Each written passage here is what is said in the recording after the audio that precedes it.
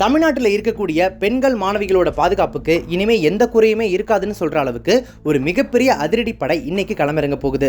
ஆமாங்க, சர்வதேச தரத்தில் முற்றிலும் புதிய வடிவமைப்பில் உருவெடுத்திருக்கக்கூடிய சிங்கப்பெண் சிறப்பு அதிரடி படை, அதாவது சிங்கப்பெண் ஸ்பெஷல் டாஸ்க் ஃபோர்ஸை நம்ம தமிழக முதலமைச்சர் விஜய் அவர்கள் இன்னைக்கு முறைப்படி தொடங்கி வைக்கிறாரு. தமிழ்நாட்டில் நாங்கள் ஆட்சிக்கு வந்தால் பெண்களோட பாதுகாப்புக்கு தான் முதல் முக்கியத்துவம்னு சொன்ன முதலமைச்சர் விஜய் அவர்கள் பதவியேற்ற அன்னைக்கே, அதாவது மே 10ஆம் தேதியே கோட்டையில் கையெழுத்திட்ட முதல் வரலாற்று சிறப்பு மிக்க கோப்பு இதுதான். நிறைய எதிர்பார்ப்புகள், இடையில சின்ன சின்ன தள்ளிப்போன தேதிகள்னு எல்லாத்துக்குமே முற்றுப்புள்ளி வச்சு இன்னைக்கு ஜூன் 9ஆம் தேதி சென்னை எழும்பூர் ராஜரத்னம் மைதானத்தில் சாயங்காலம் 5 மணிக்கு நடக்க போகிற பிரம்மாண்ட விழாவில் இந்த சிங்கப்படை களமிறங்குது. சரி, ஏற்கனவே காவலன் செயலி இருக்கு, பிங்க் ரோந்து வாகனங்கள் இருக்கு, அப்புறம் ஏன் இந்த புதுப்படை? இதில் அப்படி என்ன ஸ்பெஷாலிட்டி? இது வெறும் விளம்பரமா இல்லை நிஜமாகவே களத்தில் புரட்சி செய்ய போகுதா? இதோட பின்னணியில் இருக்கக்கூடிய அதிரடி மாஸ்டர் பிளான் என்ன? இந்த சிங்கப்பெண் அதிரடி சிறப்பு படையை பற்றி உங்களுக்கு எல்லாத்தையுமே டீட்டெயிலாக சொல்கிறேன். ஸ்கிப் பண்ணாம வீடியோ கடைசி வரைக்கும் ஃபுல்லாக பாருங்க.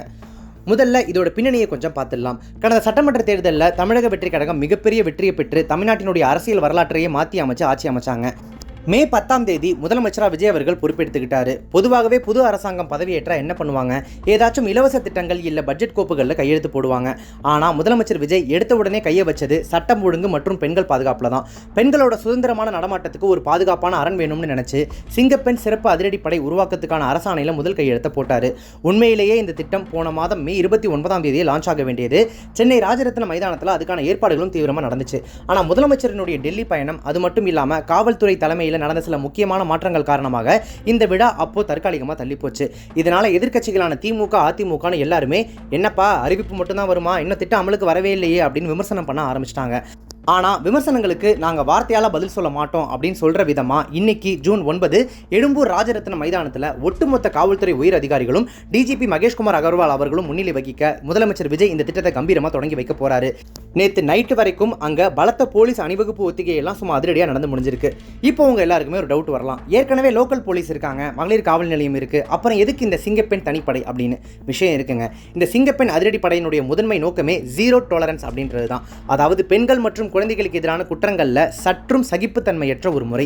லோக்கல் ஸ்டேஷனில் போய் கம்ப்ளைண்ட் கொடுத்து எஃப்ஐஆர் போட்டு அவங்க வர்றதுக்குள்ள குற்றவாளி தப்பிச்சு ஓடிடுற நிலைமை இனிமேல் இருக்காது. அவசர காலங்களில் சிக்கி தவிக்கக்கூடிய பெண்கள் அல்லது மாணவிகள் 100க்கோ அல்லது இதுக்காக உருவாக்கப்படுற பிரத்யேகமான அவசர எண்களுக்கோ கால் பண்ணாங்க அப்படின்னா அடுத்த செகண்ட் அந்த புகார் இந்த சிங்கப்பெண் அதிரடி படைக்கு டைரக்டாக டிரான்ஸ்ஃபர் ஆகிடும். கண்ணிமைக்கும் நேரத்தில் எந்தவித தாமதமும் இல்லாமல் ஸ்பாட்டுக்கே போய் மீட்பு நடவடிக்கையில் இறங்குவாங்க.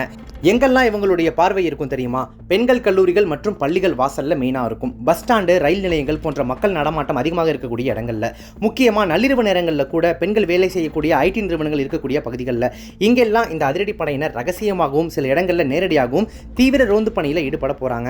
காலேஜ் போகிற பொண்ணுங்களை வம்புக்கு எடுக்கக்கூடிய ரோமியோக்களுக்கு இனி தமிழ்நாட்டில் வேலையே இல்லை அப்படின்னு தான் சொல்லணும். இந்த சிங்கப்பெண் படையினுடைய மிக முக்கியமான ஸ்பெஷாலிட்டி என்ன தெரியுமா? இது மற்ற சாதாரண போலீஸ் விங் மாதிரி கிடையாதுங்க. இவங்க சாதாரண காவல் நிலைய எல்லைகளுக்குள்ள முடங்கிட மாட்டாங்க. இது எங்கள் ஏரியா இல்லை அவங்க ஏரியான்னு இவங்க டைம்லாம் வேஸ்ட் பண்ண மாட்டாங்க. தமிழ்நாடு முழுக்க இவங்களுக்கு இல்லை அப்படின்றதே கிடையாது. அதை விட முக்கியம், இந்த சிங்கப்பெண் படை யாருடைய நேரடி கட்டுப்பாட்டில் இயங்க போகுது தெரியுமா? நேரடியாக முதலமைச்சர் அலுவலகத்தோட நேரடி கண்காணிப்பில் இருக்க போகுது.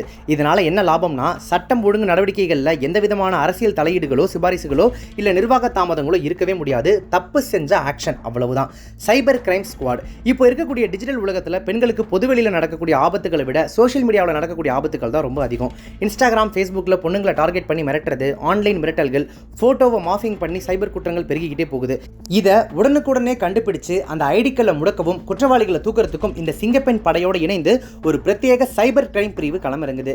DGP office social media cell Chennai intelligence விங்கில் இருந்து திறமையான சைபர் எக்ஸ்பர்ட்ஸை இந்த டீமுக்கு கொண்டு வந்திருக்காங்க. ஸோ ஆன்லைன் அபியூஸ் பண்ணிட்டு தப்பிச்சுக்கலாம் அப்படின்னு நீங்கள் நினச்சிங்கன்னா வீட்டில் வந்து கதவை தட்டுவாங்க, பார்த்துக்கோங்க. இப்போ இவங்களோட ஸ்ட்ரக்சர் மற்றும் சீருடை பற்றி பார்த்துடலாம். சர்வதேச போலீஸ் தரத்துக்கு இணையாக முற்றிலும் புதிய மாடர்ன் டிசைனில் இவங்களுக்கு யூனிஃபார்ம் ரெடி பண்ணியிருக்காங்க. நேவி ப்ளூ நிற அரைக்கை சட்டை, தோள்பட்டைகளில் 2 வெள்ளி நட்சத்திரங்கள், அப்புறம் காக்கி நிற நேர் தையல் கொண்ட மாடர்ன் பேண்ட் அணிந்து சம கெத்தா கம்பீரமாக வலம் வர போகிறாங்க நம்ம சிங்கப்பெண்கள்.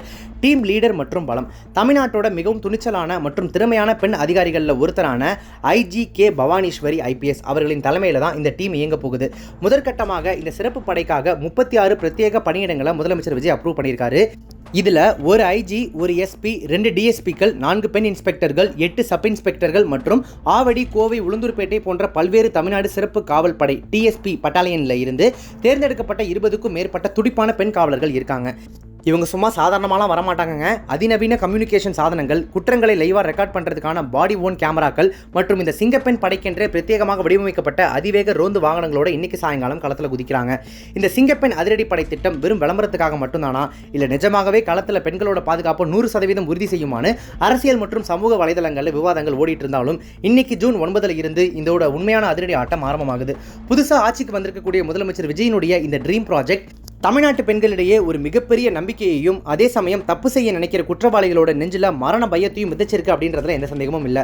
நிச்சயமா இந்த சிங்கப்பெண் படை தமிழ்நாட்டின் பாதுகாப்பு வரலாற்றில் ஒரு புதிய புரட்சியை ஏற்படுத்தும் அப்படின்னு நம்பலாம். பொறுத்திருந்து பார்க்கலாம் களத்தில் இவங்களோட பாய்ச்சல் எப்படி இருக்கு அப்படின்றத. உங்களுக்கு இந்த சிங்கப்பெண் அதிரடி சிறப்பு படை திட்டம் பற்றி என்ன தோணுது? இது உண்மையாகவே பெண்களோட பாதுகாப்பை எந்த அளவுக்கு மேம்படுத்தும்னு நீங்க நினைக்கிறீங்க?